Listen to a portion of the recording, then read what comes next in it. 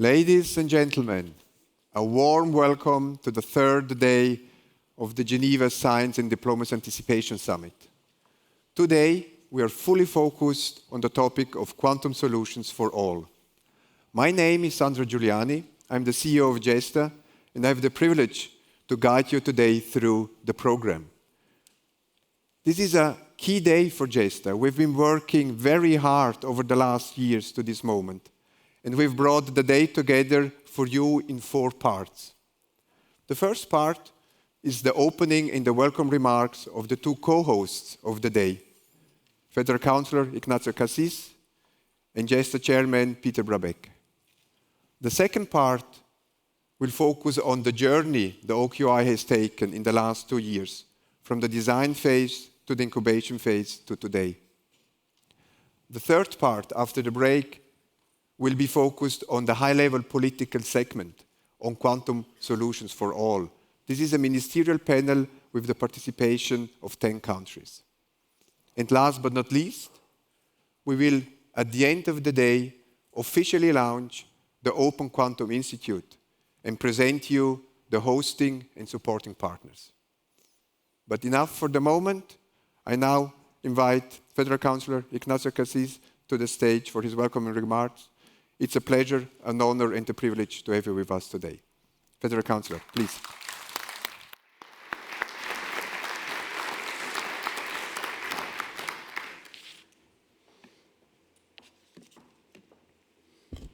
Thank you, Mr. Giuliani, dear Chairman of GESDA, Excellencies, ladies and gentlemen.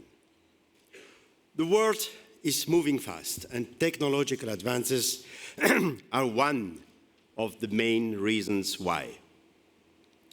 Today, we all hear and read about the disruptive power of AI and witness how various forms of artificial intelligence are already shaping the lives of millions of people around the world. However, there is another technology that may not get as many headlines in the popular press, but is expected to be at least as disruptive as artificial intelligence, and it is quantum computing. With the power to radically change the way we communicate and process information, it opens up new ways of solving currently unsolvable problems, but also puts the encryption we rely on today at risk. It is therefore not surprising that the GESDA Science Breakthrough Radar has identified quantum computing as a key technology with strong potential for the future. The radar predicts that quantum computing will be used in real-world applications within 10 years, and that within 25 years, these devices will have reached a level of maturity that will allow them to perform simulation in chemistry and material sciences that are simply not possible with conventional technology. Decades of academic research into quantum computing has led to significant investment from both technology companies and government initiatives. According to the World Economic Forum, total investment in range of quantum technology has reached $35 billion by 2022, with $2 billion invested in startups this year alone, a figure that continues to grow. Both established companies and startups are taking advantage on the momentum and working on application in areas such as quantum computing and sensing. One of the pioneers is the Swiss company ID Quantique, a spin-off from the University of Geneva. Our 2 Swiss Federal Institute of Technology, ETHZ and DPFL, are among the first universities to introduce master's programs in quantum science and engineering. This great dynamism is raising expectations of reaping the benefits of quantum technologies in general and quantum computing in particular. But what makes this technology so special? What distinguishes quantum computing from classical computing? To answer this question, you need to take a deep dive into quantum mechanics, the world of the smallest particles. Now, trying to fully understand the details of quantum mechanics may be too much of a challenge for a medical doctor like me. I have no problem admitting this, by the way, because I find, forgive the expression, a quantum of comfort in the great physicist Richard Feynman, who said in 1964, "I think I can safely say that nobody really understands quantum mechanics." Did he make this statement to reassure politicians, or was it the coquetry of a physics genius? Either way, since then, science has made important progress in understanding the foundations and implications of quantum mechanics.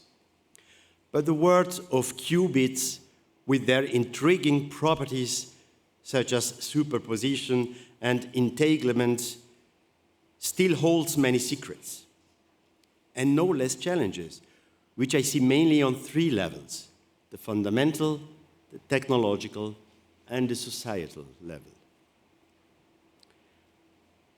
First, the fundamental level. Physicists, chemists, and other scientists regularly come across completely unexpected phenomena, such as existing properties of materials, which in turn open up new possibilities for application.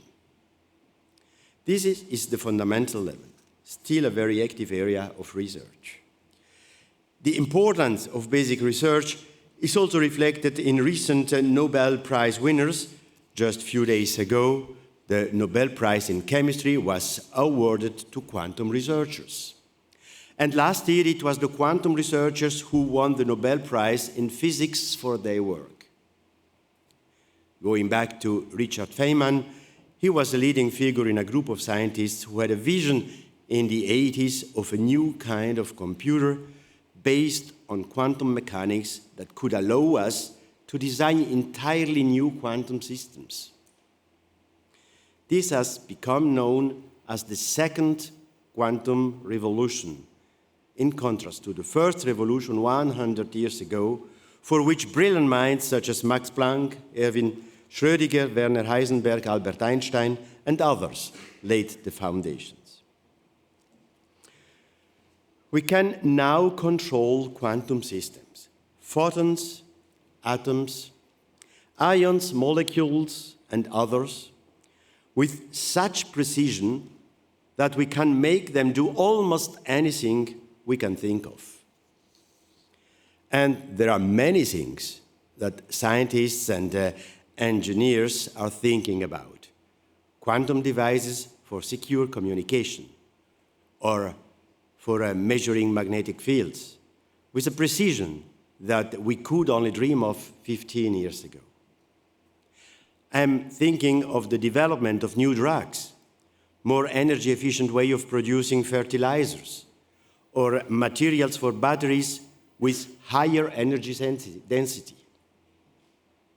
There are many promising results, but we don't yet know what the killer applications of quantum computers will be. So we will still have a lot to learn at this level of technology. Quantum technologies will have a direct impact on society as a whole, in health, in energy, food, and many other areas. But we have to be honest and say that today we don't know exactly what the impact will be. These are the societal challenges. In line with GESDA Science Breakthrough Radar, we are confident that we will see impacts on people, society, and the planet in the coming years and decades. It's time to prepare ourselves for a human-centered use of quantum computing. Today, there are gaps between the fundamental and technological levels and between the technological and the societal levels that need to be bridged. We need a quantum-ready society going beyond the interests of individual players at corporate or national level. I am therefore grateful that GESDA has initiated and curated a diplomatic dialogue on quantum computing, gathering guidance from the private sector, academic institutions, and permanent representatives to the United Nations and other international organizations here in Geneva. This dialogue aims to help advance the United Nations 17 Sustainable Development Goals for 2030. It goes hand in hand with a strong belief that science and diplomacy must work together to ensure that scientific and technological breakthroughs benefit all of humanity, not just a select few. The field of science diplomacy, born here in Geneva, exactly here where we are today, almost 70 years ago with the creation of CERN, is experiencing a second spring and is likely to shape the international Geneva of this early 21st century. But how do we move from good intentions to concrete implementation? To do this, the Open Quantum Institute is being launched today.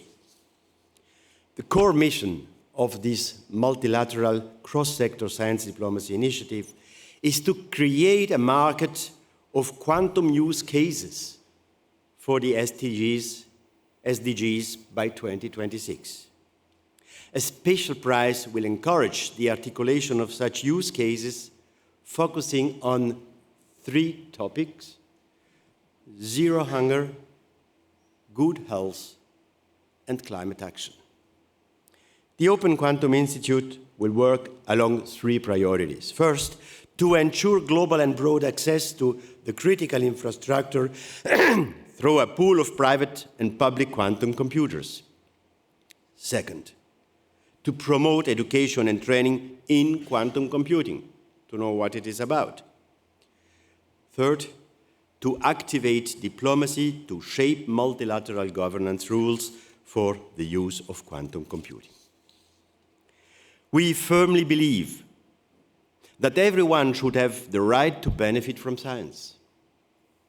Its potential should be harnessed for the advancement of humanity and cooperation between nations.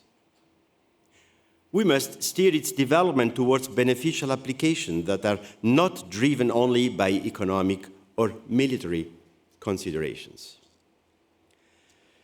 Yes, some, ladies and gentlemen, some might say that such ideas are naive, at odds with geopolitical realities. To these voices, I would say we should not underestimate the human imagination and its ability to make the impossible possible. What we are trying to do with GESDA is new and therefore difficult. The combination of anticipation, which looks far ahead, and action, which must be immediate, is a challenge in itself. And the method by which we want to build this bridge is new and untested. Personally, however, I have yet to see a better proposal than science diplomacy for how the international community can prepare for the challenges of new technologies.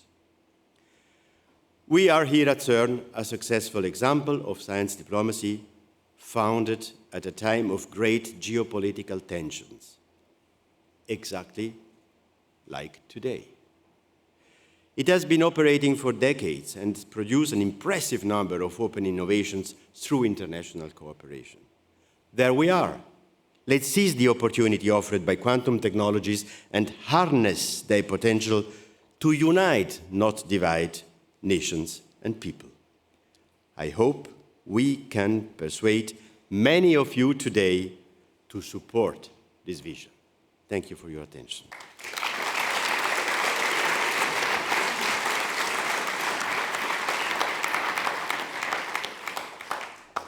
Thank you very much, Federal Councillor Cassis, for laying the floor of this day. And I would like to hand over the word to the Chairman of the GESDA Foundation, Peter Brabeck.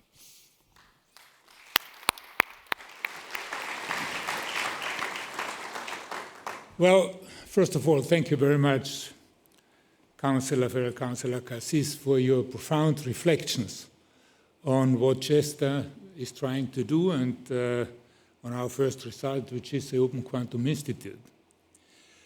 Ladies and gentlemen, distinguished guests, it's about 2 years ago, it was in October 2021, that we embarked on a journey that since has opened new avenues in the field of science and diplomacy. I was standing before you in this October 2021 with the first edition of GESDA's Science Breakthrough Radar, which constitutes a visionary report that has since then shaped our work. One of its chapters at that time focused on quantum technology and recognizing that quantum technology was not just an emerging scientific field, but possibly one of the most disruptive technologies of our time. So during this 2021 summit, our science diplomacy dialogue, which we held together with you, concluded several critical areas to be addressed by GESDA. The first one was to mitigate the risk of a future even bigger digital divide. And this should be done by ensuring more inclusivity in the access, but also in the exploitation of this new technology. The need to assure that the use of the technology is focused on the Sustainable Development Goals, because we know that this attainment is quite strong in retard. And perhaps by accelerating the use of quantum computers, we could regain a little bit dynamic about it. And the crucial role of diplomacy to achieve this technology's promise with a multi-stakeholder approach, which is always, and for GESDA very important, always founded on robust science, and then the field experience of industry, philanthropy, and confronted with diplomacy. So in a nutshell, 2021, what you have been asking GESDA was to work on a concept of quantum for all. So 1 year later, in October 2022, we presented GESDA's proposal to create an Open Quantum Institute here in Geneva to address those needs which were identified. And this was the result of a multi-stakeholder task force bringing together leaders of academia, diplomacy, industry, and philanthropy. And allow me, I would like to take this opportunity to address my profound thanks to two persons who chaired this task force. And both of us are, of course, with us. One is Anousheh Ansari, founder and CEO of X Prize, and the other one is Matthias Treuer, Microsoft Vice President in charge of Quantum. Thank you very much for having chaired this effort. But I include in this thanks, of course, all contributors of this insightful work. So today, 2 years later, we are gathered here for the 2023 edition of our summit. So what has happened during this last year? Well, as a follow-up of the last year's summit, GESDA Board of Directors decided to fund the Open Quantum incubation phase, which would serve two purposes. Firstly, it kickstarted the work of the Open Quantum Institute in a prototype mode to check if it was realizable what we were proposing. We wanted to do, like in science, to have a prototype to see whether it could work. And secondly, it served to elaborate and to confirm a governance and a financing model to assure the sustainability of the Open Quantum Institute. I think with these actions, GESDA Foundation fulfilled its mission and GESDA's management its task as outlined in our official status. GESDA is an instrument of anticipation and of action. GESDA is not only a think tank. GESDA has to be also a do tank. And in effect, based on its yearly science breakthrough radar, GESDA is committed to design ideas of solutions for effective multilateralism with the science diplomacy community. But GESDA is equally committed to effectively launch the most globally relevant and transformative of its solution. And the priority is being set by you, ladies and gentlemen, always during our summit. And yes, we are anticipating future scientific breakthroughs, but this anticipation must be ultimately finishing in action. It is through joint action that we galvanize energy and resources. By acting in the present, we enable human agencies. We create the conditions for the technology to best benefit mankind as a whole when ready to be effectively deployed. And today, we are delighted to show our first major step as a do tank, which is the inauguration of the Open Quantum Institute. It is a tribute to the dedication and collaboration of all the GESDA community. Together, we have seized the opportunity to shape the future of science, diplomacy, and in particular, quantum frontier together. So let us carry this spirit of action and unity forward. Let us continue to innovate, to bridge gaps, to create a world where the promise of science benefits all of humanity. Before giving the floor to Professor Barry Sanders, who is a member of the Open Quantum Institute Incubation Advisory Board, and who will moderate the upcoming session explaining the Open Quantum Institute in all details, I would like to thank the global community who have spearheaded this project and without whom all of this wouldn't have been possible. And there are more than 100 of those community people here in the rooms. So thank you very much. Finally, let me give a special thank to you, to the more than 20 permanent representatives of the missions of the UN office at Geneva, who all participated in the design of GESDA and produced, under the leadership of State Secretary Alexander Fasel, as members of GESDA Diplomatic Forum, the first intelligence report on the governance of quantum for the Sustainable Development Goals, a report we have the pleasure to officially release as of today.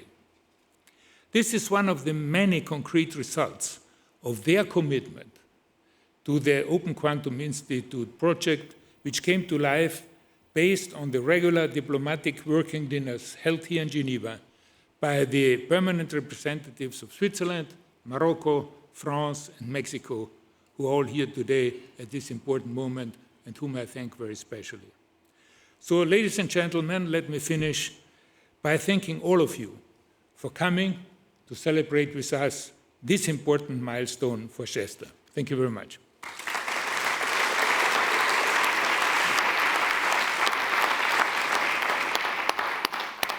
Thank you very much, Peter. With these two ground-setting floors as the speeches, setting the debate, the basis for the discussions and the presentations coming up, we now move to the second part, which I introduced before, which is the story of the making of the Open Quantum Institute. and we start with a short video on it.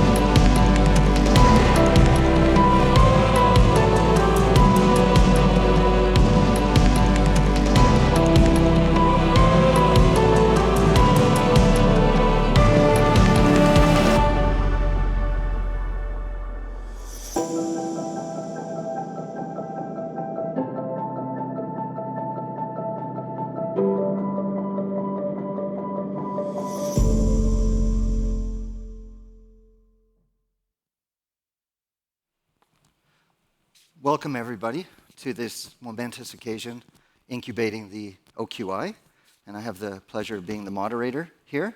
I'd like to remind everybody that you can also participate in the conversation on social media, hashtag GESDA Summit, so be sure to share your thoughts and the excitement of this event socially if you do that.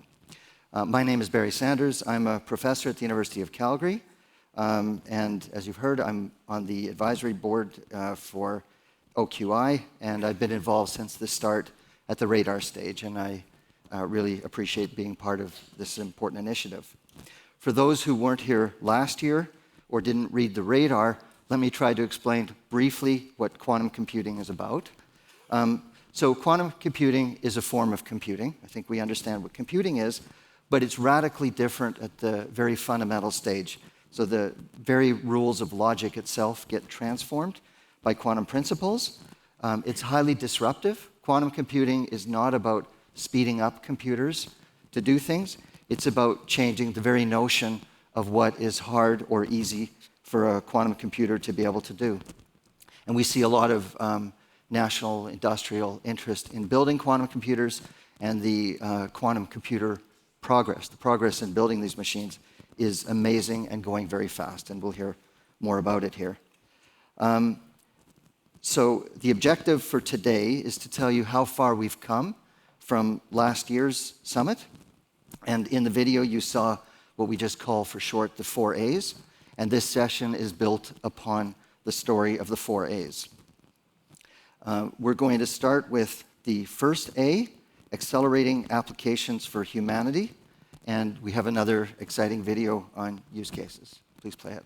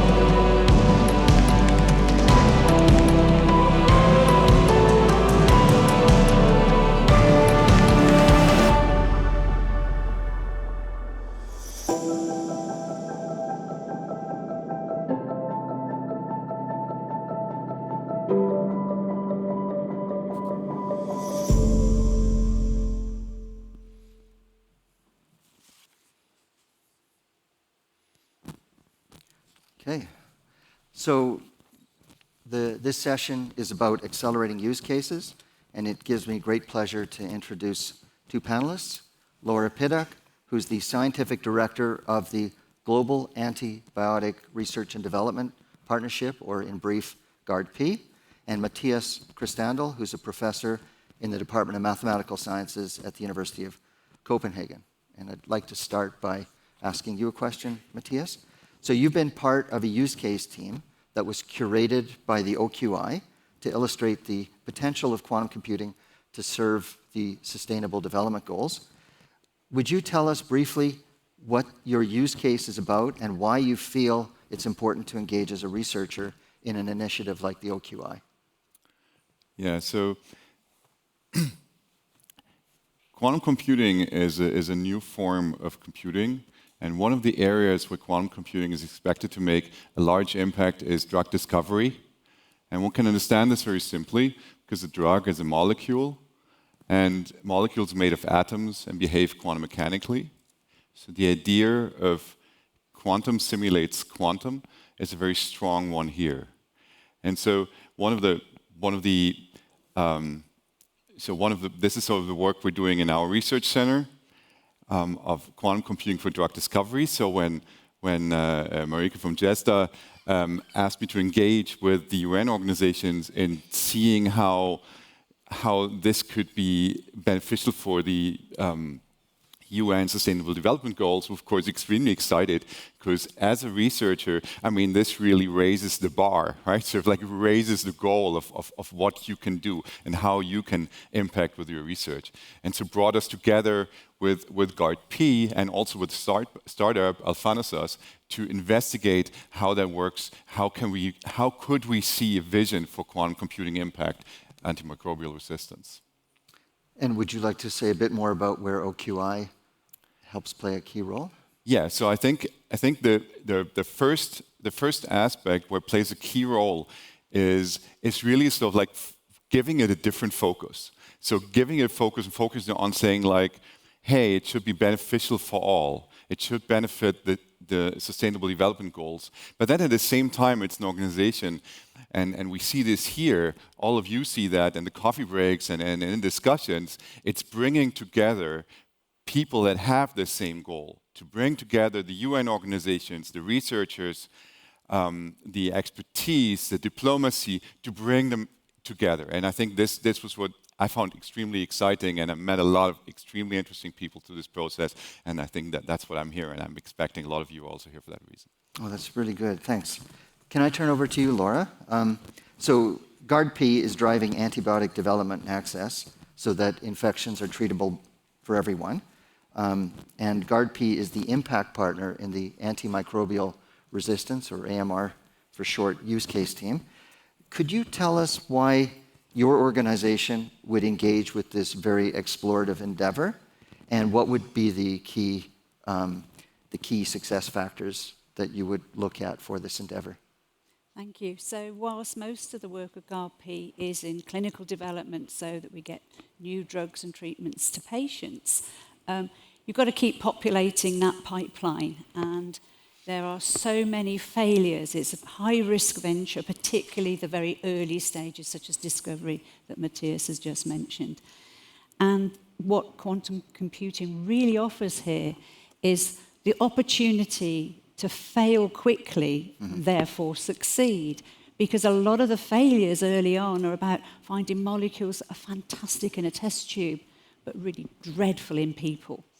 So what we can do is bring together all these disparate fields to start looking at what we know about from artificial intelligence work done in the most recent years about molecules that will bind quickly to targets, what targets are best. But one of the things we'd really think that quantum can make a big difference in, and a potential significant breakthrough, is we all talk about combinations. Why aren't we using combinations of drugs? What we should really be looking at is combinations of way we attack the bacteria, and then making sure when we go through and we identify these molecules, we can also use quantum computing to disregard the toxic parts of those molecules so that only the best ones then go on and get tested in people. That's great. And maybe you could say a bit more about how OQI is a vehicle towards that success?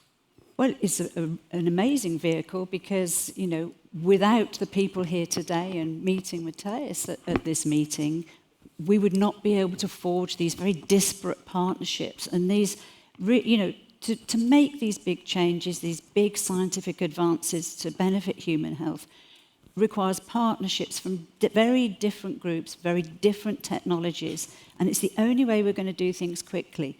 Because at the moment, even using the best computing power we've got, we're still not radically reducing the time it takes to discover something and turn that into a new treatment. We're still talking about at least a decade. And this really offers the opportunity of a breakthrough to start reducing that time. That's very nice. Would you like, either of you like to comment on, you're from very different fields, so what's the experience in finding common ground and building a language? Yeah, so I can maybe say, so from a, so a quantum computer is a computer, right? So in some sense, it's a computer. So if quantum computing is going to have an impact, it's going to address a computational problem. So the first thing in working together with GARD-P and the startup Alphanesos was to what is the computational problem we have to attack. So we're sitting together and like finding out which computational problem is it that we should attack, and then scope out a path in which quantum computing might attack it in the future. And a natural path to that, and that's why the startup was involved, is that there are approaches using AI at the moment, and so then you can sort of like, you have already this computational set of problems in there, and you're building and scoping out how a future, more powerful computer could impact it. Thank you for that. And Laura, can you maybe just talk about the importance of de-risking the research? You know, what does the quantum computer offer? Is this really a risk mitigation? How do you see strategically this fit? Okay, so at the moment we have lots of different organizations throughout the world, academia as well as companies, identifying the properties that make a good drug, okay? But right back to basics, how do we get these drugs, these potential drugs, into bacteria? And that's a massive problem. If you look at the World Health Organization priority pathogen list, which has a critical need for new treatments, there are a particular group of bacteria that basically have two barriers to getting drugs in and keeping them into the cell. So one of the things that this technology will do, allow us to bring together all the knowledge we have about what makes something get in a cell and stay inside, together with the chemicals that could stick to those targets inside the cell, but not be toxic. Now, at the moment, it's all trial and error. And what we're getting at the moment from the work we're doing is we're getting the idea of the targets we could go for. We're in a separate project, the chemical matter. We need to marry it together, but more than that, how many targets could we try and get at the same time? What molecules could work together against more than one target? And that's why you need things like quantum computing. Very, very nice explanation. Okay, so I'd like to conclude this session by mentioning that the OQI plays a key role in these kinds of use cases. It's the only platform in the quantum space that enables United Nations organizations to support the assessment of the future impact of quantum computing. I'd like to thank you both for your reflections. Thank you. Thank you.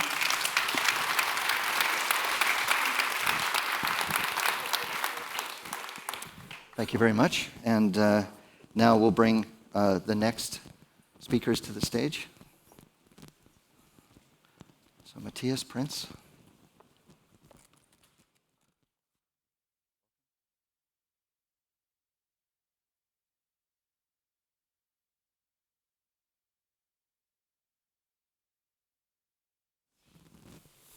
Okay, thank you both for joining. I hope you're keeping count. There are 4 A's. We're on A number 2.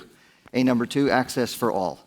And the context for this is OQI aims to provide global, inclusive, and equitable access to a pool of public and private computers and simulators. This is a key objective.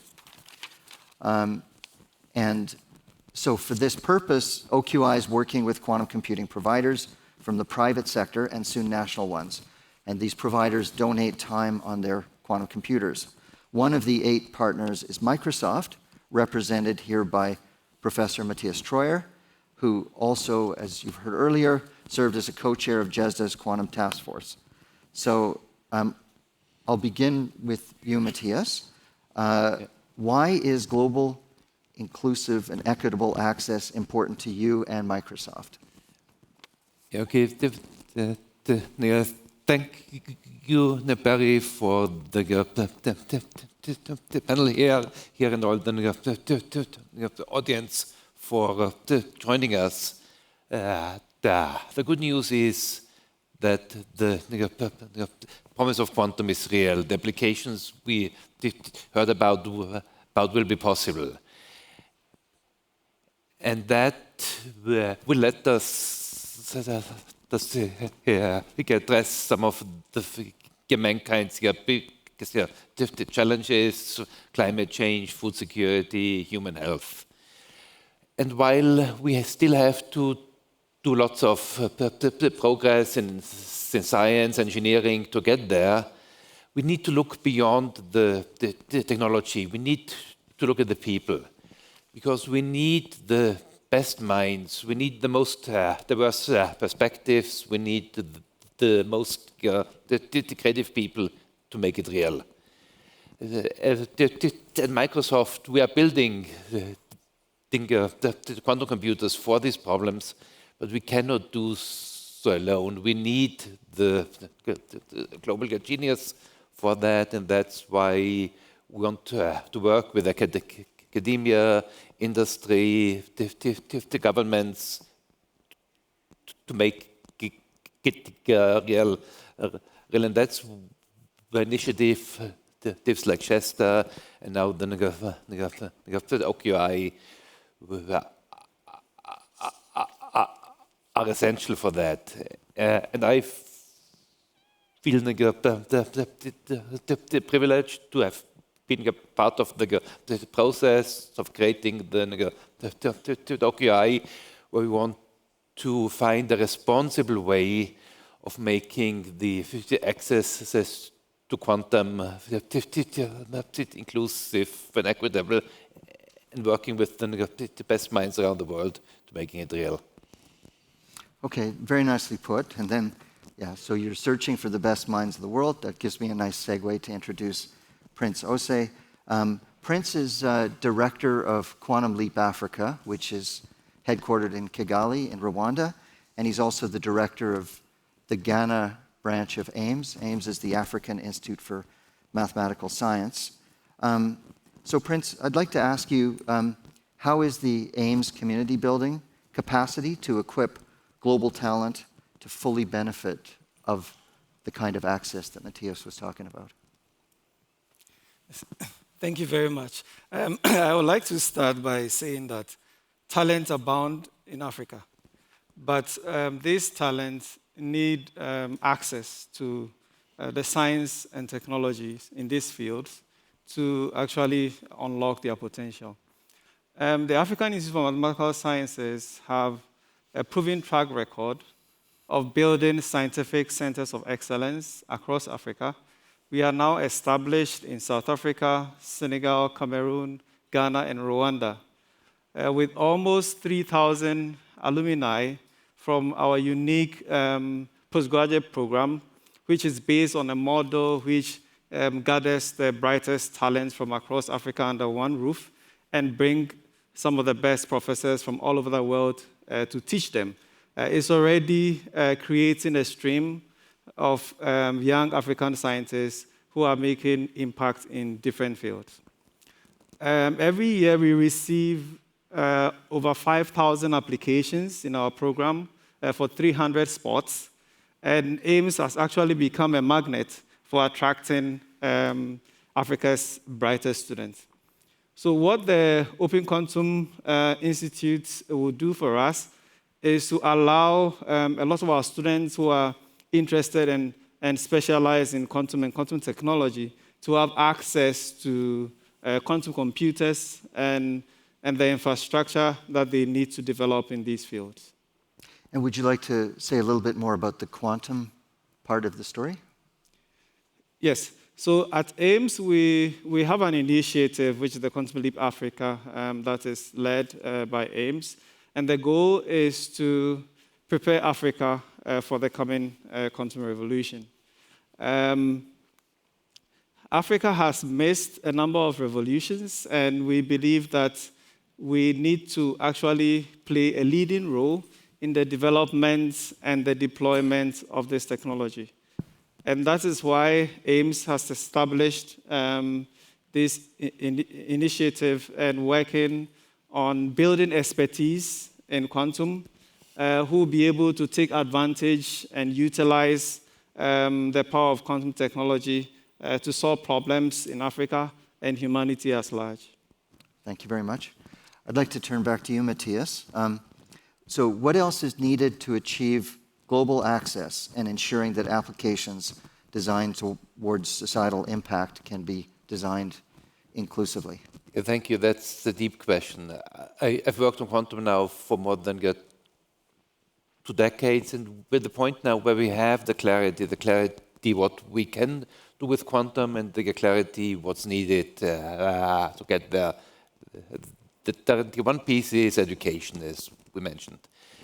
But it's not just for quantum, because we'll use quantum computers, the Swift supercomputers with AI together. So we need to educate people globally around that. But more is needed. And the reason is quantum computing is, like most new technology, it's dual use. And there are risks with it. And those risks cause barriers to be built up. One risk, for example, is the same machines that we'll use to tackle the challenges we mentioned, those same machines will break some of our current cryptography. Now, the good news here is we have new cryptographic schemes that are quantum resistant. And that's what we have to do between industry, governments, academia. We have to deploy the new quantum safe cryptography. The answer is not limiting access. The answer is upgrading our crypto to keep us safe. Because by limiting access to it, we only limit progress, we limit progress, will not get the benefits. So the first priority is that we have to work together to prioritize the security while embracing the innovation. That means we have to accelerate the move to so-called post-quantum cryptography, which will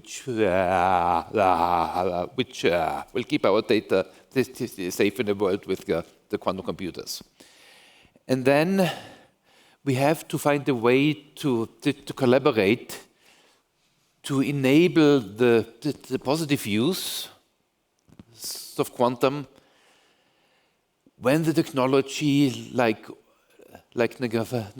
all of your computing and chemistry, material science, it is fundamentally dual use. And so we have to learn from what we learned on AI, how to use the AI in a responsible way and broaden it to think more broadly about what is a way to do computing responsibly, supercomputing, AI, and quantum, and learn from that so that we can enable good use without doing harm. And I'm really excited to see that in my lifetime it will be possible to use quantum computers to tackle those the challenges.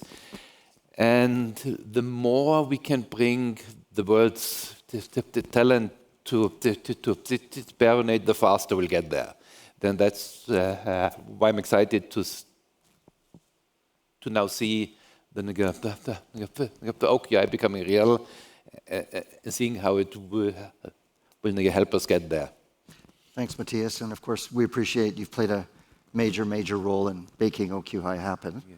And Prince, again, we've heard how much talent is needed globally.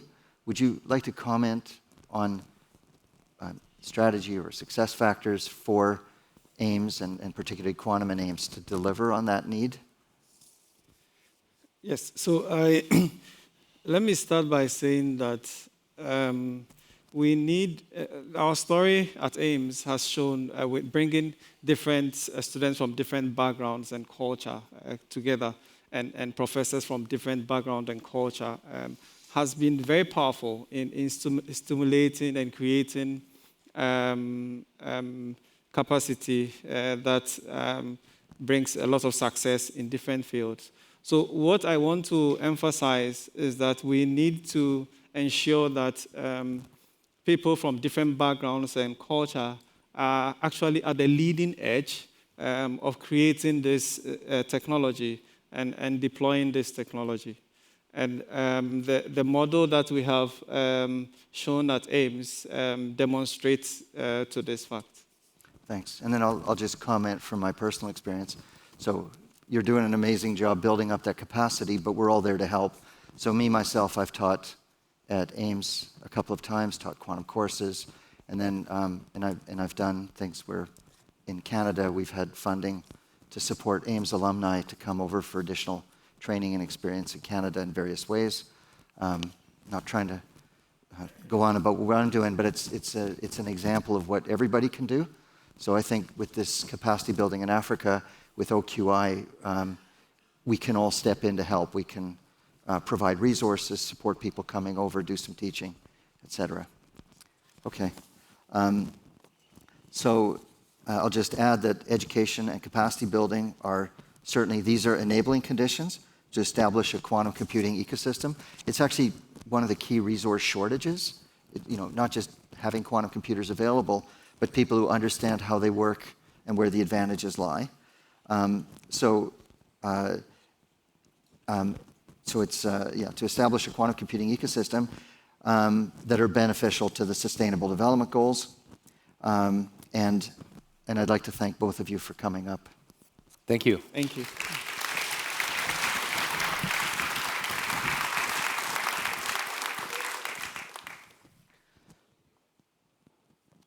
Okay, so we're going to move on to the third A, which is advancing capacity building. And I'd like to invite Sana and the representatives of the hackathon winners to come to the stage.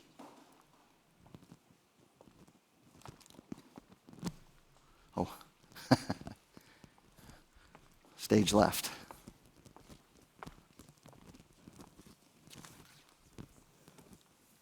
Okay, thanks for joining us. Okay, so we have on stage Sana Ode from New York University, Shanghai. We've got an Alan Bar. Sorry, New York University, Abu Dhabi. Sorry, and New York University. Thanks. Okay, thank you for coming to the stage. And I'd also like to mention we have Alan Baranoff and Yafa Jaradat, who are both representing the hackathon team, and the hackathon team is here in the audience. Okay, OQI is aware that access to machines will not suffice to ensure inclusive development of the technology and its applications. Education is also needed. In 2023, OQI has initiated a few pilot projects to build and disseminate educational tools to reach out specifically to young people from quantum underserved geographies. One of these is a partnership with New York University's Hackathon Quantum for Social Good. We're proud to have the talents here today who won the hackathon that was in Abu Dhabi this year, where 200 students from 24 countries came together to build applications of quantum computing. And OQI and GESDA played a key role in this. Sana, you are the curator of the hackathon. Can you briefly tell us what your 3 core objectives with the hackathon and the partnership are? Thank you, Barry, and thanks to GESDA. We're very honored to be here today on the stage to present what basically, if we all come together, bring very talented people from around the world and allow them access to the best science and technology, what they can do. So when I basically I'm a professor at NYU New York, and I went to Abu Dhabi to set up the computer science department. And I thought of developing this hackathon because I really believe that diversity and inclusivity are at the heart of basically innovation, and especially bringing scientific innovations. And that's why I think that the GESDA Summit being here, especially at the core of science and diplomacy, is really important to everybody today, especially bringing AI and quantum computing to the talented world. Another thing, I think it's really our responsibility to allow access and opportunities to everyone around the world to benefit from opportunities in science and technology, especially what it's going to offer. I mean, millions of the jobs in the future will be dependent on the knowledge from AI and quantum computing. Another important point is that I think it's really important to prepare the talented young people from everywhere around the world in science and technology, the latest development, and to prepare them to understand how they can build projects, how to benefit from experiment from these amazing applications, and to showcase, launch their career, and to present applications that basically, hopefully, will impact our future and solve a lot of the problems that our society is suffering from. I'm really proud of the partnership with GESDA. I think it transformed the hackathon because we bring around 200 talented people from around the world, and we build, and again, we use the latest technology. We teach them even in 3 days, and some of them come with no skills in AI and in quantum computing. But we teach them these skills. But I think with GESDA, what GESDA brought to it is the Sustainable Development Goals, bringing the international organization, the UN, to guide and prepare our students to build these sustainable applications that will have impact locally and globally. And we're really proud of this partnership this year. It brought the level to build these sustainable application and to have a social impact. And we're so proud to be here today on this stage, and with the partnership to showcase, to give you a glimpse of what talented people can do when they come together, even though sometimes they don't have the skills needed. But even with short amount of time, they can really do magic. And we're very proud to be on the stage today with these talented representatives from the group that won the GESDA award at the NYU Abu Dhabi Hackathon. And hopefully you'll be dazzled that they did, like we were all dazzled, but they were what they were able to build in just a few days. It's really a glimpse of hope into the future of how GESDA and the international community, when they come together, they can actually really do great things and allow us to innovate in a big way. Thanks. I've had the privilege of participating last year and this year, and one thing that struck me at the hackathon is a number of students told me that it was a life-changing event for them. Do you want to just elaborate a bit on the outcomes of these hackathons? Yeah, I think it's, thank you for your impact and for your efforts. I think it's really wonderful to be able to work with young people, talented young people. And again, it doesn't matter where they come from. Even though with the minimal knowledge that they have, we put teams together with and connect them with amazing talent from the world, like Barry and many other people actually that are here. And along with expertise from the UN around sustainable goals, that allowed us to present to them sustainable problems to work on, and allowed them to go back with this knowledge, the skills from computer science, whether it's AI, data science, quantum computing, plus the Sustainable Development Goals. And they can go back now to their countries and take these knowledge and skills And then impact, yeah, I mean, the impact is definitely evident because they come and you can see that they have their raw talent, but when they leave, it's almost like they're PhD students after they present, actually. So it's the impact is huge, and they walk away with all the connection to 200 people, top people from all over the world, and they're also the know-how and the knowledge. So it's extremely important, and the impact is immediately felt. Thank you very much for that. Thank you. So Alan, Yafa, you are both members of the winning team. So I'd like you to stand up and go to the lectern and tell us about your project, Smart Current, and what made the hackathon a unique experience. So I'd like to start by recognizing the team who's all here with us. We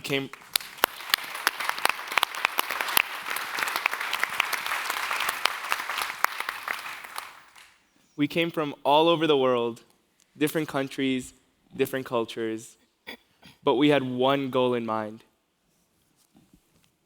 We are Smart Current team, and we set our aims on minimizing blackouts.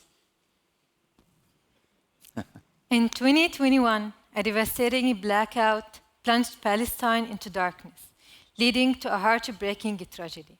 Hassan and Jamila, two new parents, lost their newborn Ahmad due to oxygen machine being dead. This doesn't need to happen. Ahmad is one of hundreds of cases like this in the world. The transformation of our energy grids holds the promise of preventing such heart-wrenching losses. With Smart Current, we can make life safer and easier for families like Ahmad's. Even in the USA, yearly damage from blackouts exceeds $100 billion. Can you imagine what's the impact in North Africa, where blackouts are over 30 times more frequent and longer in duration? It hampers economic output and most sustainable development goals.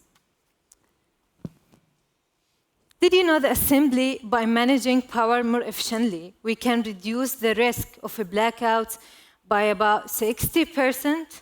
Surprising, right?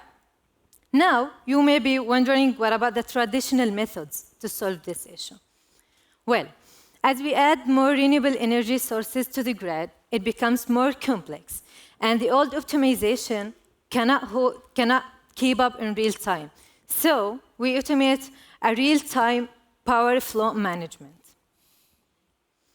How do we do it? Here is an overview of our project Smart Current, starting with a live table or response dashboard, going through the machine learning model and our own source quantum implementation.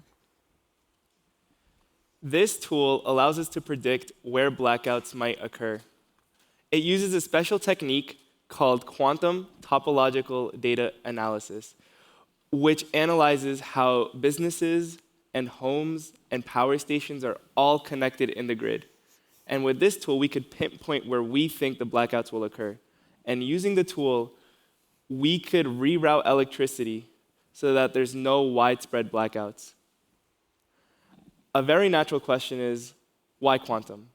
Why use quantum computers, especially for an algorithm that already has a classical version? Well, the thing is, the classical algorithm runs far less efficiently than the quantum version, meaning it can handle small-scale problems just fine. But when you take it up to the size of an entire country's power grid, it slows down to a crawl. And forget about doing it in real time. It's just not possible. So we can see how quantum computers can help. But it's not just a cool idea. It's a real business. We've mapped out a growth plan with key potential partners so that we could grow both in the short term and in the long term. With all of that being said, our team had a great time at the hackathon. Thank you.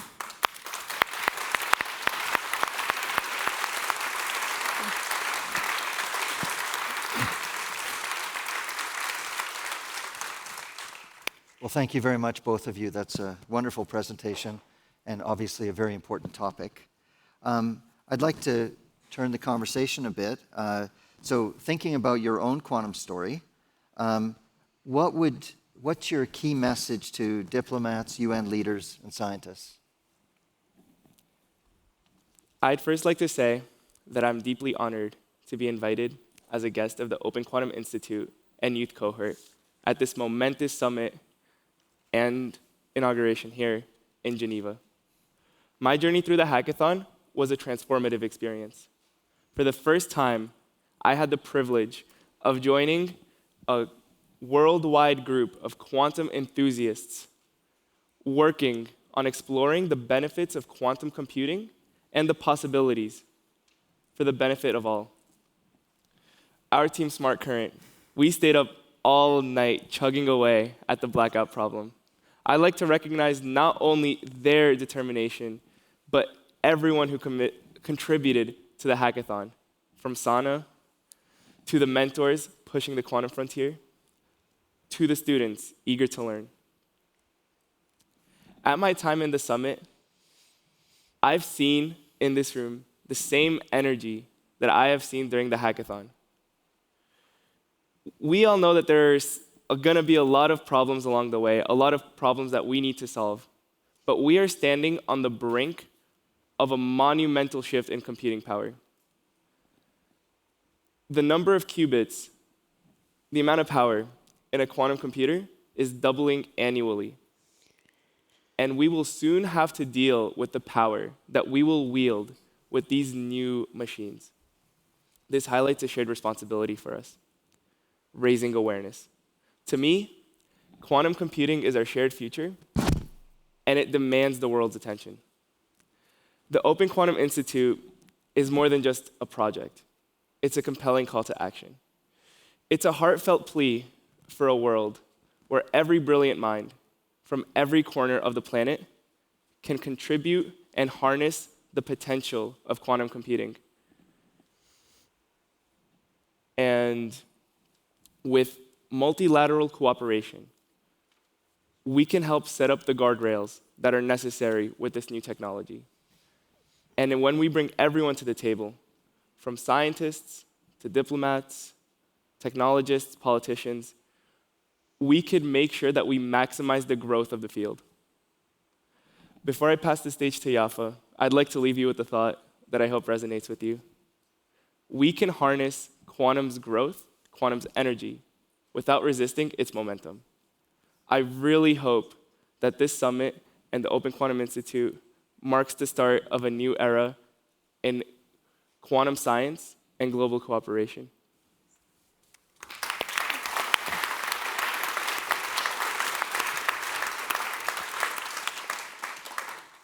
Thanks, Ellen.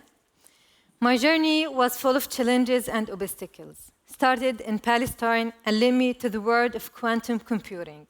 It began with a dream, driven by unwavering determination and resilience. As a Palestinian woman, being part on an event like this means more than just an opportunity. It represents a deeply meaningful moment. Quantum computing extends beyond the world of numbers and algorithms. It's about endless possibilities. It's a field where innovation knows no boundaries and invites us all to explore this uncharted territory, to become pioneers of positive change. It's a field that joins experts in various fields for a multidisciplinary endeavor for the good of humanity. My personal journey into quantum computing has given me many opportunities and the responsibility to share what I've learned with my community, with my country. That's why I dream of becoming one of the first Palestinian women with a degree of quantum computing, because I'm coming from Palestine Polytechnic University and from Palestine, where there is no any opportunity to study quantum. Last but not least, this journey goes beyond individual achievement. It's about a nation that doesn't let challenges define its future, but instead creates its own path. I envision a future where barriers break down, dreams come true. We harness technology for the benefit of many. The journey of 1,000 miles begins with a single step, and I have truly begun it. Let's use the future to build the present. I would like finally to express my deep gratitude for being given the honor of being here with you. Thanks.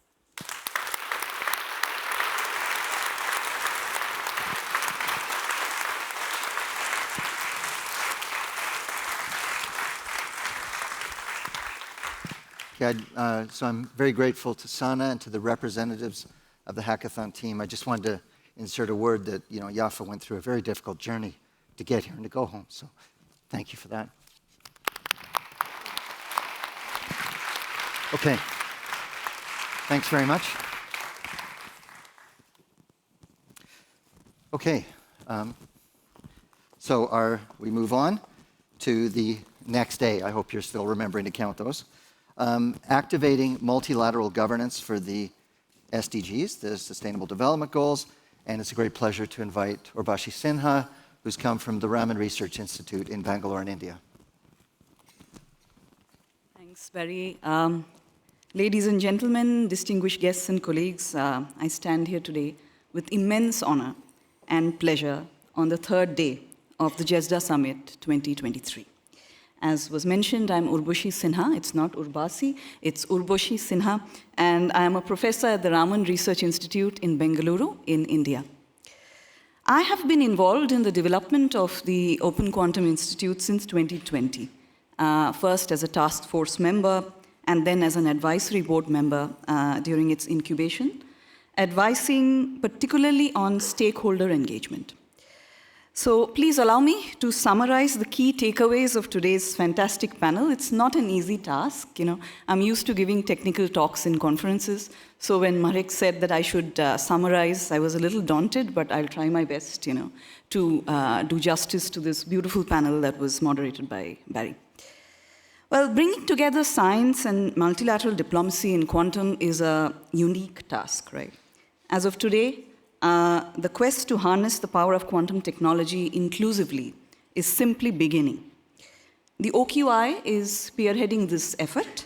It is a collective global endeavor, and it will be successful.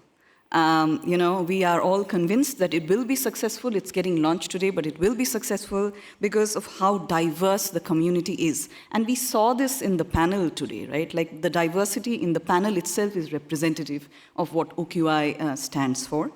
Playing a stakeholder engagement role in OQI, I am personally committed to its growth. And I'm humbled by this inclusivity and diversity that, has been there in the profiles of the members of OQI.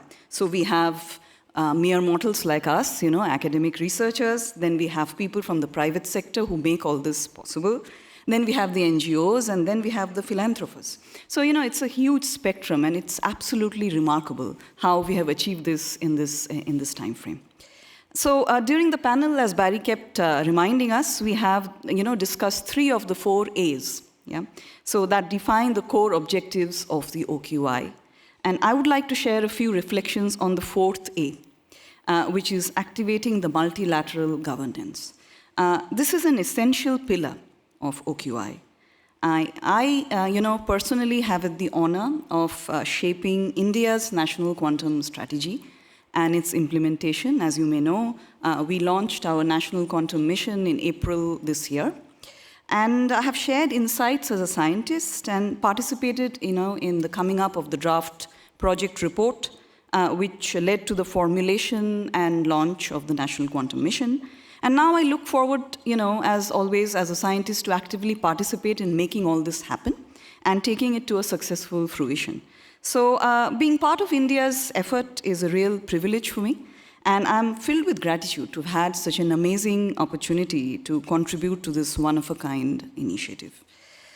But, this is not enough. And of course, that is what we are here for. We need to take a step further. Many of us now, as countries, we have national quantum strategies. But it won't make a lot of sense if we don't get together under an umbrella, and which is what OQI is providing us, So as UN Secretary General Antonio Guterres stated in our Common Agenda Policy Brief, With advances in science, humanities, and technology, there are enormous opportunities that could be harnessed for the good of all humanity, present and future.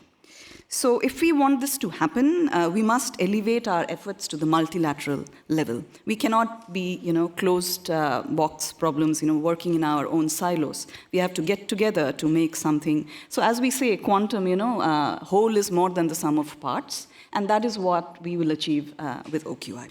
So all geographies, whether or not, they have or host quantum capability, should have a say on how we leverage the technology for good. So this is what exactly we are trying to support with the OQI and its diplomatic community. And I'm delighted to announce today the publication of the intelligence report on multilateral governance of quantum computing for the SDGs, which has been developed by GESDA's Diplomatic Forum as a part of the incubation of the OQI. So 21 permanent representatives in Geneva, including one from India, have contributed to this work, and meeting at least once a month to advance a joint understanding. You can imagine how difficult it is to get these 21 busy people under one forum, and I know my colleagues Marek and others have that conviction to make this happen, and so that is how it has happened. The report clarifies where we stand today in the multilateral governance of the technology, where potential benefits and risks should be anticipated and addressed.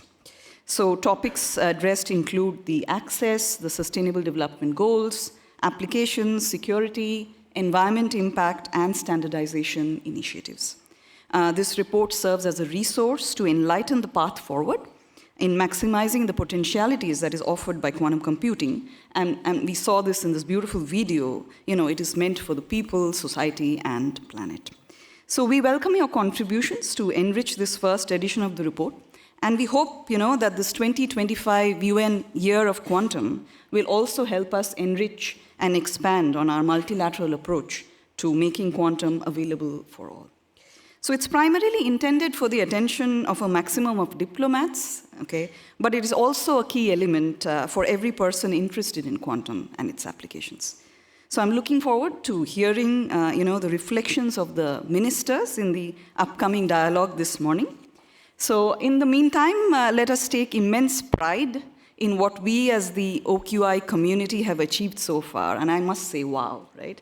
We have really done fantastic, and I really hope that this continues with our various phases, and the promise that lies ahead. So let us keep in mind that ultimately our mission is not just our quantum science. That is what it tends to be for people like us, but we just want to play a small role in ensuring a brighter future for all of us, for all of humanity. And we hope that what we are doing with quantum will pave the way for like-minded approaches in some of the technologies of the GESDA radar that it is anticipating, right? So together we can make the quantum leap towards a world of innovation, diplomacy, and boundless possibilities. So thank you for your kind attention, and may our journey be fruitful and transformative. As I say, may the force be with us. So thank you very much.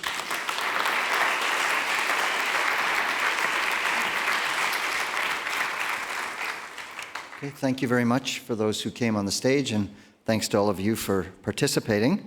I'm going to draw this session to a close. Our next session, we'll hear about the high-level political segment, or Bashi mentioned a bit.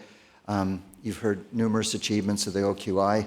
It's evolved from the radar stage to this mature level where there's community building in the quantum area, industry, academia, adopters of the technology. And we're on a really good path from GESDA's early days of brainstorming to making a viable institute that does a lot of good for the world. Thanks again to the speakers, to the audience, and remember that you can communicate to the community about what's going on through #GESDA Summit. Thanks.